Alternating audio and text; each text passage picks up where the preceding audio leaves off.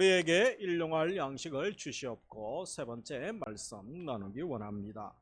일용할 양식을 구하는 기도에 있어서 우리가 명심해야 될 것은 바로 오늘 나에게가 아니라 우리에게 일용할 양식을 주시옵고 라는 기도라는 것입니다. 내게 필요한 양식만 아니라 우리에게 필요한 양식을 구하라는 사실을 잊지 말아야 되겠습니다. 그래서 우리가 3주간 일용할 양식에 대한 기도를 다루면서 2주 전에 첫 번째 어떤 말씀을 다루었습니까? 하나님이 우리 모든 삶의 참된 공급자가 되시죠. 또 보호자이심을 믿습니다. 이 믿음의 기도를 우리가 11절을 기도하면서 또 예수님께서 그런 기도를 드리기를 원하시는 것이죠. 두 번째, 지난주에는 하나님이 모든 것을 책임져 주실 것을 믿기 때문에 단지 내가 기도만 하고 있으라는 말씀은 아니었던 것이죠. 매일매일 자신이 감당해야 할 일을 감당하겠습니다. 고백이, 신앙 고백이 담겨져 있는 기도라는 것입니다. 그래서 오늘 세 번째 일용할 양식을 위한 이 기도는 나에게 필요한 양식이 아니라 우리 모두에게 필요한 양식을 주옵소서라고 기도하라는 것입니다. 우리의 필요죠.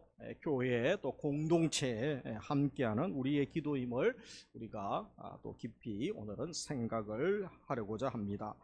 정말 우리에게 일용할 양식을 주옵소서 기도한다면 우리라고 기도하는 이 기도자의 진정성이죠. 그것이 있어야 된다는 것입니다. 우리가 영어 단어 중에 이 바보라는 단어가 있습니다. 이 좋은 단어는 아닙니다만 이디엇이라는 단어를 쓰죠. 이 헬라어 원어가 되게 이제 헬라어에서 영어들이 많이 이제 어원이 있죠, 나오죠. 그래서 이디오테스라는 단어를 보면 여기서 나온 말인데 이 단어의 뜻이 돈을 혼자만 쓰려는 인색한 사람, 그런 사람을 부를 때 이제 바보 이렇게 합니다. 우리가 알고 있는 이 바보와 좀 다른 그런 헬라어 어원의 의미가 있는 것입니다.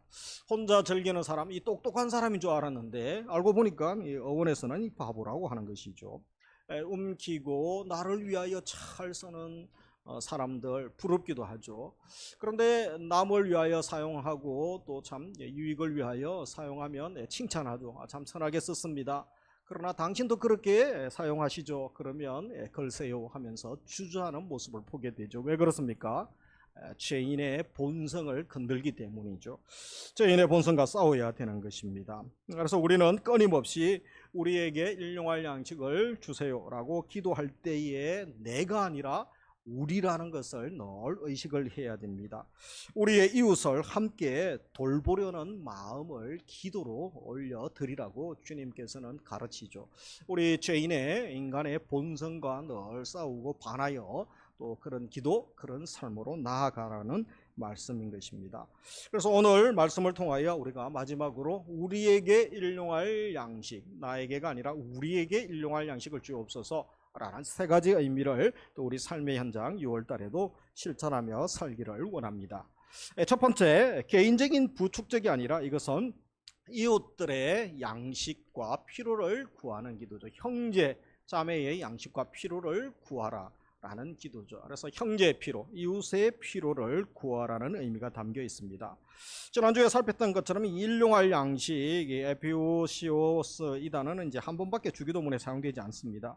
그래서 그 많은 풍성한 그 활용 의의를 알 수는 없습니다만 생존의 필수적인 양식, 내일의 양식, 오늘의 양식 이 여러 가지로 이렇게 해석이 번역이 되어지고 있습니다. 어떻게 해석하든지 간에 오늘 우리에게 일용할 양식을 주옵시고 이 기도는 무엇입니까? 결코 많은 재물을 주세요 이런 기도가 아니라는 거죠. 재물을 위한 기도가 아니라는 것입니다. 그 사람의 그 상황에 필요한 또 적절한 필요를 채워달라는 기도인 것입니다. 바울도 어떤 말씀을 한 바가 있습니까? 빌립보서 4장 19절에 보면 같이 읽습니다. 나의 하나님이 그리스도 예수 안에서 영광 가운데 그 풍성한 대로 너희 모든 썰 것을 채우시리라. 여기서도 너희 모든 썰 것을 채우시리라 그렇게 말을 하고 있죠. 너의 욕망, 너의 욕심을 다 채워줄 것이다 그렇게 말씀하고 있지는 않은 것입니다. 그렇다고 성경에서 개인적인 부축적을 금하고 있지는 않습니다. 아굴의 기도를 잠언 30장에 보면 8, 9절에 뭐라고 합니까? 곧 헛된 것과 거짓말을 내게서 멀리 하옵시며 나를 가난하게도 마옵시고 부하게도 마옵시고 내게 필요한 양식으로 나를 먹이시옵소서. 혹 내가 배불러서 하나님을 모른다 여호와가 누구냐 할까 하오며 혹 내가 가난하여 도둑질하고 내 하나님 이름을 욕되게 할까 두려워하나이다. 그래서 이 부자가 되는 것을 반대하고는 있지 않습니다. 오히려 보면 이 땀 흘리고 수고하죠. 그런데 너무 가난해서 도둑질해서 살 정도가 되지 않게 해달라고 기도하죠. 그리고 또 너무 부자가 되어서 이 부자가 신앙생활 잘하기가 참 어렵지 않습니까? 예수님도 그런 말씀을 한 적이 있습니다만, 그래서 하나님을 모른다 할까 그렇게 또 기도하고 있는 것을 보게 됩니다. 어찌되었든 분명한 것은 이 성경은 모든 부자 또 권력자들을 반대하거나 공격하지는 않습니다. 이 성경에 많은 인물들 중에 거부들이 많았죠. 아브라함도 그렇죠. 욥도 뭐 동방의 최고의 부자 아닙니까? 다윗, 솔로몬, 그들의 부유함 또 최고의 권자까지 올랐던 인물들이었죠. 분명 그들은 다른 사람들보다 상대적으로 큰 부를 가졌습니다.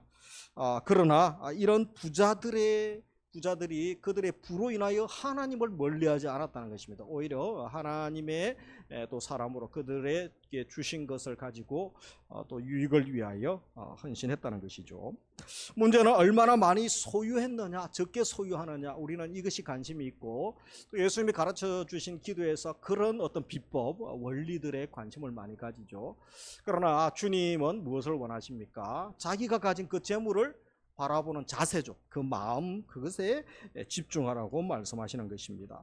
물질이 많고 적음과 상관없죠. 그 부를 자신의 소유로 생각하는 사람이 있죠. 그러나 어떤 사람은 하나님이 맡겨주신 사명이다. 내게 이것 맡겨주셔서 또 하나님이 일하게 하셨구나. 어떤 섬김의 도구로 사용하는 사람이 있는 것입니다. 자신이 가진 것을 자신의 권력으로 생각하고 권세 부리는 사람이 있죠. 오히려 내게 맡겨주신 것, 물질만 아니라 언사, 재능, 모든 생명까지 포함하는 것이죠. 그것을 섬김의 또 도구로 실천하는 사람이 있다는 것입니다. 그래서 무엇이 중요한가 너희가 생각해 보라는 것이죠. 그래서 오늘 2부 예배 드리시는 우리 성도님 또 6월달을 시작하면서 철저하게 청지기 의식을 가지기를 주의 이름으로 축복합니다. 내가 주인이 아니죠. 생명이 내 것 같지만 사실 생명이 하루에도 하나님께서 많은 천재, 많은 인재, 또 여러 가지 우리 물리적, 정서적, 또 영적인 유해한 것들로부터 보호해 주시고 지켜 주셔야만 되는 것이죠. 그래서 우리가 청직이죠. 잠깐 맡아서 사용하고 때가 되면 하나님이 다 거두실 때가 있는 것입니다. 하나님 맡겨주신 것을 하나님 위해 사용하겠다고 하면 물질이 많든지 적든지 또 지금 풍성하든지 그러지 못하든지 그것이 큰 문제가 되지 않는다는 것입니다. 어쩌면 이 많이 맡은 사람은 많이 섬기고 하나님의 일 더 열심히 하라는 의미에서 맡겨주신 섬김의 도구로 하나님이 또 우리에게 그런 복을 주셨다면 더 막중한 책임감 또 사명감을 가지고 우리가 주님의 맡겨주심에 감사하면서 임해야 될 것입니다. 또 생각해 볼 것은 우리가 이웃을 생각하는 거죠. 항상 이웃을 생각한다라는 이 말의 의미가 우리 일상에서 그것이 습관이 되고 무의식 가운데도 형제 이웃을 생각하는 그 삶 또 그 기도가 묻어나와야 한다는 것이죠. 그래서 우리가 평소에 영적으로 생각하고 말씀을 따라 로마서 8장 6절 성령을 따라 생각하는 훈련들을 해야 되죠. 그 반복적인 훈련을 왜 합니까? 무의식의 세계를 지배하고 내가 의식하지 않는 단계까지 그것이 익숙하게 나와야 되죠. 이 군인들이 여러분 6주 동안 또 몇 달을 반복 훈련을 하지 않습니까? 전투 시에는 생각하면서 총 쏠 시간이 없죠. 저게 포탄 총알이 날아올 때는 그죠?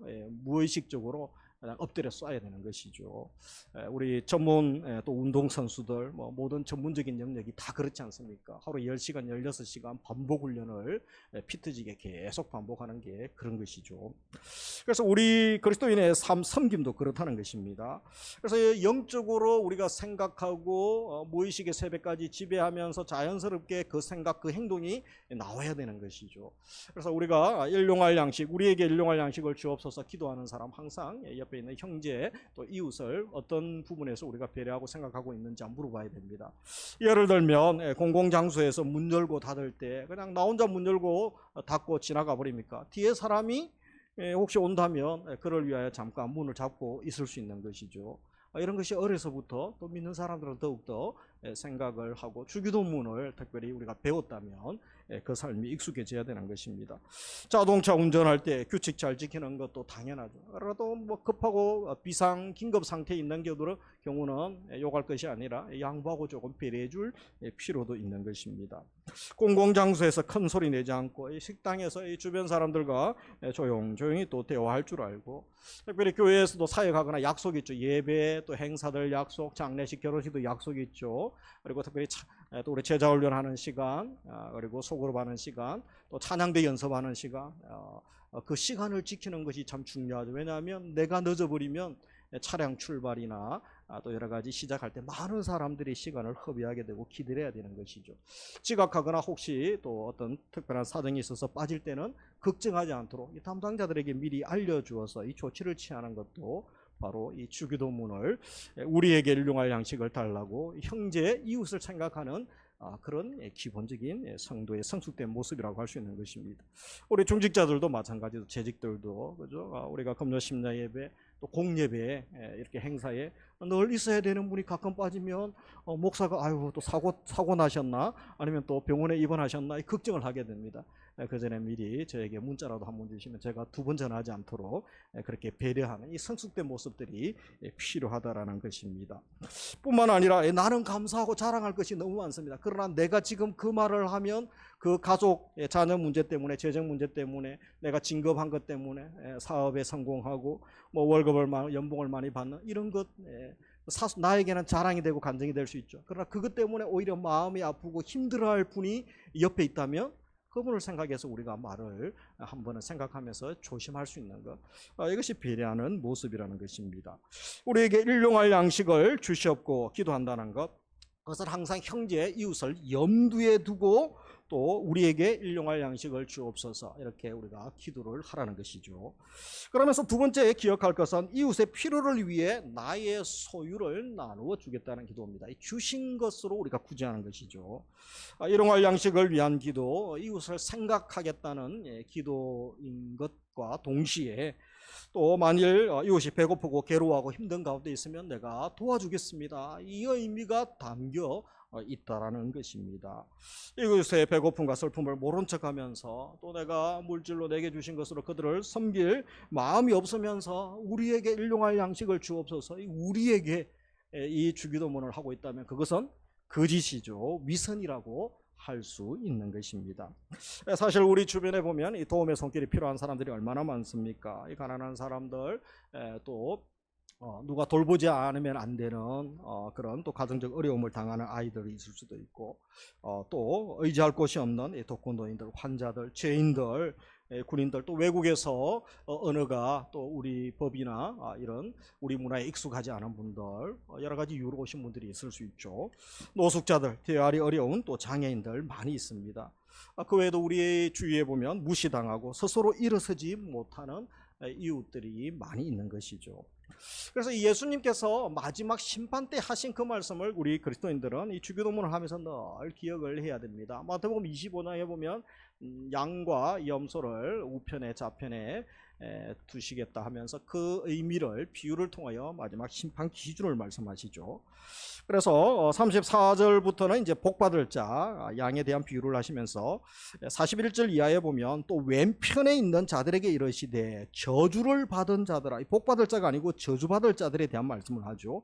나를 떠나 마귀와 그 사자들을 위하여 예비된 영원한 불에 들어가라. 42절 같이 읽습니다. 내가 추위일 때에 너희가 먹을 것을 주지 아니하였고 아니하였고 목마를 때에 마시지 아니하였고 나그네 되었을 때에 영접하지 아니하였고 헐벗었을 때에 옷 입히지 아니하였고 병들었을 때와 옥에 갇혔을 때에 돌보지 아니하였느니라. 그래서 마지막 심판대 우리 예수님의 바로 심판 기준 중에 한 가지가 뭡니까? 연약한 자주 나약하고 소외된 이웃에 대하여 너희가 선을 행했느냐, 그들을 어려울 때 돌봐주었느냐, 그것이 바로 주님의 심판 기준이 된다는 것입니다. 그래서 저주를 받을 자들아, 이렇게 예수님께서 책망하고 계시죠. 그들을 돌아보지 않는 것은 곧 예수님을 무시하고 말씀을 무시하는 것이다 라고 말씀합니다. 우리가 이웃 형제와 같이 살고 제대로 살아야 되죠. 그리고 그들이 부족함을 채워줘야 될 책임, 의무가 그리스도인들에게 또 교회에 있는 것입니다. 그러면서 우리가 또 야고보는 야고보 1장 27절 이하에 보면 이 경건을 이야기하면서 우리가 생각하는 다른 수준 차원의 경건을 이야기하고 있죠. 누구든지 하나님 아버지 앞에서 27절 1장 정결하고 더러움이 없는 경건은 곧 고아와 가부를 그 환난 중에 돌아보고 또 자기를 지켜 새 속에 물들지 아니하는 그것이니라. 그래서 우리가 생각하는 경건, 예배 잘 드리고 기도 많이 하고 뭐 그런 것이라고 생각하죠. 이 종교적인 열정, 어떤 외적인 부분, 그것이 아니라는 것이죠. 고아와 가부를 환난 중에 돌아보는 것, 새 속에 물들지 않은 그것이 바로 참된 경건이다. 그러면서 또 유사한 같은 맥락에서 요한은 무엇이라고 합니까? 요한일서 4장 20절 같이 읽습니다. 누구든지 하나님을 사랑하노라 하고 그 형제를 미워하며 이는 거짓말하는 자니 보는 바 그 형제를 사랑하지 아니하는 자는 보지 못하는 바 그 형제를 사랑할 수 없느니라. 그래서 이 참된 경건 또 말씀 순종과 연결되어져 있죠. 외적으로 외식적으로 또 외형적으로 경건한 척하는 그 정도 수준을 이야기하고 있는 것이 아닙니다. 바로 고아와 가부를 환난 중에 돌아보는 것, 이것은 하나님 계명을 실천하는 것이죠. 그 중에 사랑의 계명, 모든 계명을 집약한 것, 하나님 사랑, 형제 사랑이죠. 이 사랑의 계명을 실천하는 사람 보면 저 사람이 바로 참 경건한 자구나, 말씀을 준행하는 그가 정결하고 더러움이 없는 경건의 사람이구나, 그렇게 평가하시겠다라고 말씀하고 있는 것입니다. 초대교회에 있어서도 구제는 참 중요한 것이었죠. 그것은 본질적인 사역 중에 또 한 가지죠. 그래서 사도들은 말씀과 또 기도에 복음 전파에 전무하게 하고 7 집사를 세우죠. 우리 교회도 2주 전에 이제 임직 자를 또 9분 또 세웠죠. 그래서 그들이 또 구제하고 재정적인 일들을 감당하고 서로 사역을 나누어서 또 함께 힘있게 사역을 감당하게 했던 것입니다. 그렇다면 구체적으로 우리가 어떻게 구제할 수 있겠습니까? 몇 가지 원리를 기억하면서 우리의 섬김을 한번 점검해 볼 수 있기 원합니다. 세상 모든 어려운 사람들을 다 도와줄 수 없습니다. 그러나 우리 또 평택에서 비전동에서 우리 교회가 또 우리 성도님들 일터에서 또 학원에서 우리 삶의 현장에서 만나는 분들 앞에서 하나님이 보내주신 그 만나게 하신 분들 앞에서 우리가 믿음의 선한 일들을 감당할 수 있는 것이죠. 그래서 첫 번째, 요청하는 손길이 있을 때, 기회가 될 때마다 피하지 말고 최선을 다하여 도와주어야 됩니다. 가끔 매스컴의 이 자선단체들이 오히려 그들을 이용하여 또 부를 축적하고 이 부도덕한 모습들이 매스컴에 나오면서 도와줄 필요가 없습니다, 후원할 필요가 없습니다, 이런 생각들을 가지는 분들이 있죠. 그래서는 안 되는 거죠. 그것은 그들의 잘못이죠. 그것은 제도적으로 그것을 바꿀 수 있도록 제도적인 장치를 국가가 또 그 단체에서 마련하도록 우리가 힘을 써야 되는 것이죠. 그러나 또 우리가 할 수 있는 부분은 또 포기하지 말고 해야 되는 것이죠. 두 번째로 구체적으로 내가 할 수 있는 일이 무엇인지 찾아보는 것입니다. 이 요청이 올 때만 구제하는 것이 아니죠. 우리가 영혼을 사랑하고 주의 말씀에 순종할 마음만 있으면 주위의 눈을 들어 한번 찾아보면 생각보다 많은 사람들이 있음을, 도움을 필요하는 그런 사람들이 있음을 보게 되는 것입니다. 그러면서 세 번째, 세금을 잘 내는 것도 이 말씀에 해당하는 거죠. 구조적인 가난, 또 구조적인 고통의 문제들은 이 개인이 다 해결할 수는 없는 것입니다. 그래서 국가가 해결을 해야 되는 거죠. 그래서 우리가 세금을 정당하게 또 성실히 내는 것을 통하여서 잘 집행하고 그들을 제도적으로 국가가 도울 수 있도록 우리가 함께 힘을 모으는 것이 중요한 것입니다. 네 번째, 물질로만 돕지 말고 실제로 몸으로 수고하면서 도와주는 것이죠. 그래서 우리가 구제, 선교도 중요하지만 몸으로, 물질로만 하는 것이 아니라 몸으로 내가 현장에서 함께 섬기고 함께하는 것이 대단히 중요합니다. 병원 전도도 하고 호스피스 사역도 할 수 있죠. 그리고 또 미혼모 사역, 독거, 노인 돕는 것, 노숙자들을 위하여 여러 가지 봉사, 또 일에 참여할 수도 있습니다. 내가 운동하거나 어떤 일에 참여하면서 또 그 섬김, 그들을 도우는 여러 부분에 또 함께 플로잉할 수도 있는 것이죠. 그리고 또 자원봉사센터를 찾아갈 수도 있는 거죠. 함께 힘을 모을 수도 있고, 우리 교회도 뭐 사랑의 박스, 그리고 또 반찬 나눔, 음식 나눔, 또 장학사역, 이렇게 또 도시락, 또 섬김, 이런 것들을 통하여 그들의 작은 힘이 될 수 있는 것입니다. 그리고 요즘 이제 혼자 계신 어르신들이 많죠. 자녀도 없고 가족도 없고 연락도 안 하고, 가끔 3일 일주일 지나서 이제 돌아가셔서 그렇게 안타까운 모습들, 소식들을 접하지 않습니까? 그래서 우유 배달, 그래서 교회 가까이 또 외로운 분들, 혼자 계신 분들이 많으면 교회가 우유를 배달하면서 그분들 건강도 챙기고 안부도 묻고 또 영양분도 공급할 수가 있는 것이죠.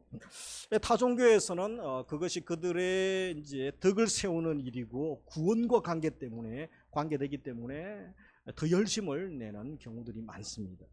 선행을 해야만 그들은 구원받는다라고 생각하는 경우들이 많죠.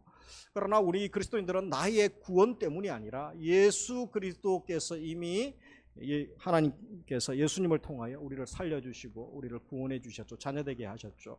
그래서 그 사랑과 은혜에 감사함으로 자발적으로 우리가 섬기고 믿음의 선한 일을 감당할 수 있습니다. 내가 구원받기 위함이 아니라 구원의 은혜에 감사하며 구제와 선행에 자발적으로 나설 수 있는 거죠. 그러면서 이 성도의 선행, 선한 행실, 또 구제는 무엇입니까?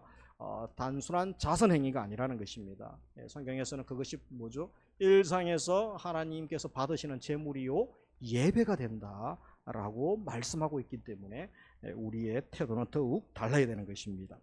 그러면서 최고의 도움은 무엇입니까? 우리가 물질적으로 물리적으로 도와줄 수도 있죠. 그러나 가장 중요한 것은 이 땅에서 끝나는 것이 아니라 영원히 지속되는 최고의 선물, 예수 그리스도의 십자가의 피 묻은 복음, 생명의 복음을 전하여 그들이 함께 영원히 살아나는 것인 줄 믿습니다. 그래서 우리가 6월 달에도 힘써 사랑하고 복음 전하고 또 우리가 할 수 있는 여러 부분에서 연합해서 함께 섬기는 것은 대단히 중요한 것이죠. 그래서 세 번째, 나눔을 생각하며 경제 활동을 해야 되는 거죠.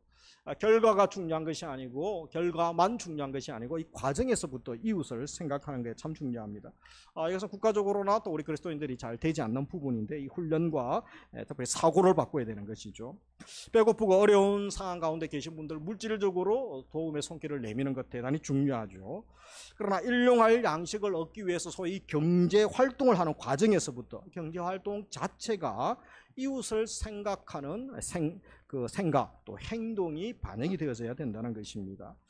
고통당하는 이웃을 도울 마음이 있는 자라면 이래서 돈 버는 것으로 이웃을 도와주는 것으로 끝나는 것이 아니라 또 우리 경제활동하고 재정 돈을 버는 과정에서 그들의 해를 입지 않도록 그리고 그들에게 덕이 되도록 유익이 되도록 우리가 연구하고 또 제도적으로 만들고 그런 부분에 있어서 그리스도인들이 교회가 먼저 실천을 해야 되는 것이죠.